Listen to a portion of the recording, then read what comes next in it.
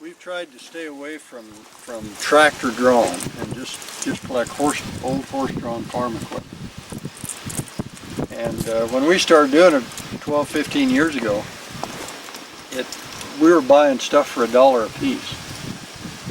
And you know what really was disturbing? We'd go to these sales and scrap metal dealers, junk iron dealers, were buying this stuff and of course just cutting it up.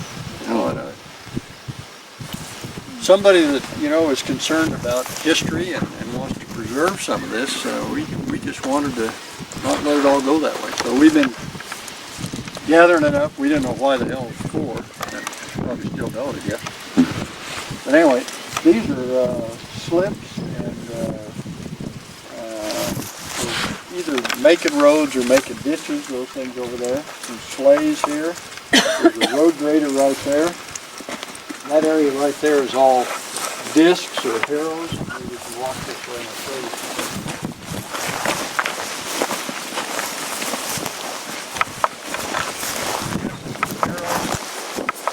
What a lot of people really look for cast iron parts as opposed to just pressed metal. So those are fairly valuable things. What is a ferrule? Did you say ferrule? Or what harrow, kind? A harrow what is or it? a disc. A harrow. These are discs. So the first part of the farming operation would be plows, like right back over here.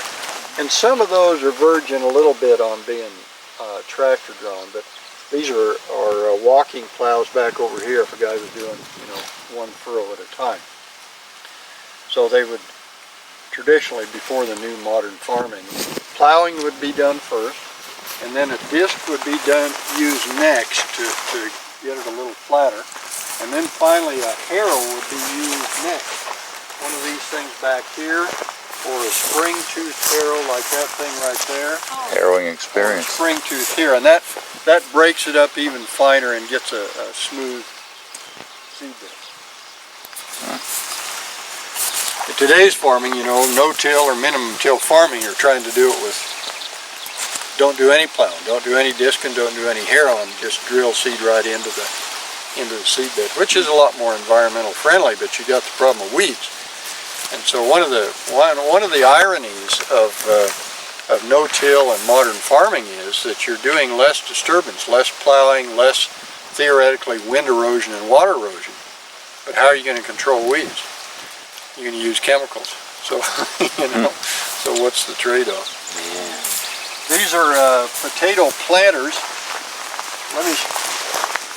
What really intrigues us is the ingenuity that people have doing this. If I can find if you can see this one right here, maybe, or most all of them are built this way.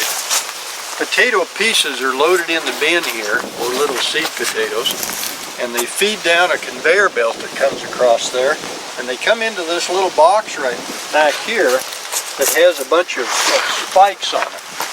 And those potato pieces are picked up by this spike as it turns around, and there's a little lever right off of here that comes down here, hits on a little deal, and pops that potato off. That potato, ouch, goes down through this little tube right here, is dropped in the ground, and then this is missing the disc here, but another disc would be on this side that would come along and cover the potato. Neat little thing. These then, over here are potato diggers, and they really require a lot of power. This blade goes underneath the ground, underneath where all the potatoes are, and the dirt and the potato and the whole thing comes up across this conveyor belt, and this conveyor belt is rolling along, and then it makes this drop off of this conveyor belt onto this conveyor belt, and then some people would have a sack hung back here that would just sack the potatoes as they go along. You don't have to come along and chuck them in the sack. Of cogwheels usually for traction, but boy, you can imagine the power and the number of horses you need to pull that sucker. How many horses would it take? Oh, 4 minimum probably. Depends on the soil. If you're in a sandy soil type course, not as bad. You get in gumbo soil, clay soils, heavy clay soils, like north of the river up here. Tough to pull through there. Who's Hoover? What's that? Hoover. Hoover? You know, I don't know. That's another job during retirement, weeding all this history. All these things over here are cultivators. And,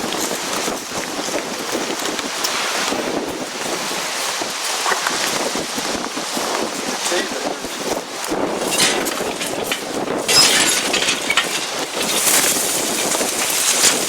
shoes on them.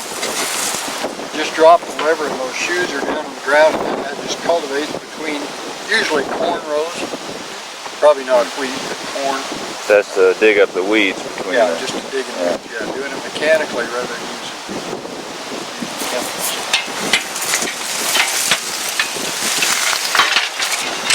There's a few of those around. I think those are kind of nice. If you want to have a piece of little rusty metal on his front yard, those are M&M. Oh yeah. You kind of see where Gravely Lawnmowers got their, There you go. Yeah. Right. looks like a Gravely. Is it really? Yeah. Gravely Lawnmower. You ever seen it? It's A little riding lawnmower. yeah, but it's got your 2 wheels, which is chain driven, you know. Yeah. But it's got this seat, exact seat. It's got the blowers out front. You know, it's got your handle here, kind of like a bicycle, and it's got like a hitch on it. One of these seats there's a hitch onto. Oh, And you sit on it.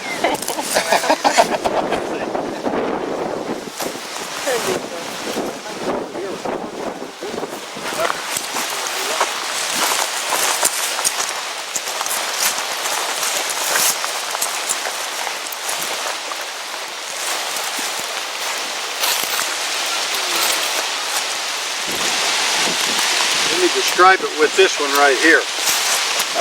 These are 2 different machines right here. Here's the tow bar right here. These 2 boxes would be filled with corn. And this is what they call check wire. You see there's knots in this wire here, spaced at the same interval, same distance as the distance between these boxes.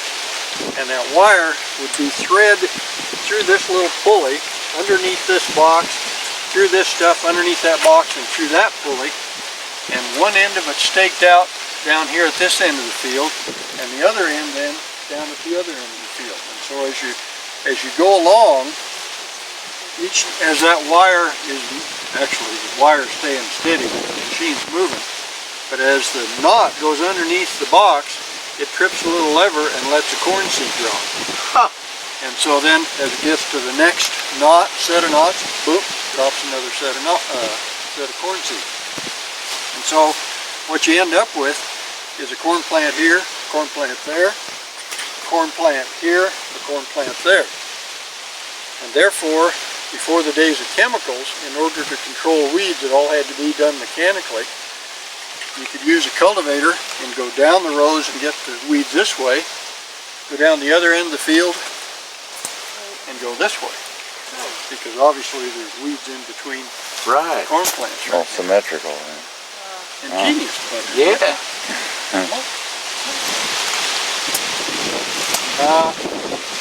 These are what are called listers. A lister is a combination of a plow. They've got a plowshare on them, plus a corn box, so there's 2 operations at the same time. So that's getting toward more modern farming, so you have less operations. All of those over there are grain binders, corn binders, the wooden things down on the end, and then grain binders, wheat mostly, but oats as well. If you've seen pictures where there were shocks, a bundle of wheat, and then people would stack them in a little stack. Well, off of the binder cuts the wheat, it lays it down on a conveyor belt, comes up, ties it into a little bundle. The bundle's chuck that on the ground, and you guys walk along and put them into shocks before then they go to a thresher. All of that stuff over there on that side is haying equipment. Those are all horse-drawn mowers up there. The next operation then, it's all laid down on the ground, so you got to use a rake to get it into windrows. And then the next thing would be right where Patches is. Those two things are called sweeps. So they would collect those windrows into a pile, take it over to the overshot stackers, those two big things there, and the hay would be dumped onto those forks, and then the overshot stacker takes that hay and dumps it over backwards into the stack behind it. Laborious. How recent a process is baling? Well, pretty old really. There are, the original baler was a stationary baler. And so what they would do, it was powered again, well, most of them were steam powered off of an old tractor with a big belt, but the baler was stationary. And what they do is take the hay off of the sweep and dump it into this trough, and then there was just a hell of a plunger, that long thing here to Arnie. That this, you load the hay down there, and this big old plunger from this belt that you go around, and just wongo, get that hay and smash it into a bale. So I don't know, 20s maybe, 1910, 1920. There's still a lot of loose hay. In fact, a lot of overshot stackers still used in sand hills here in Nebraska. Not enough to suit me. I did a lot of putting up baled hay when I was Yeah. a kid. We used to put up our own hay. We buy it now. It's the only way to do it. Okay, enough of rusty metal.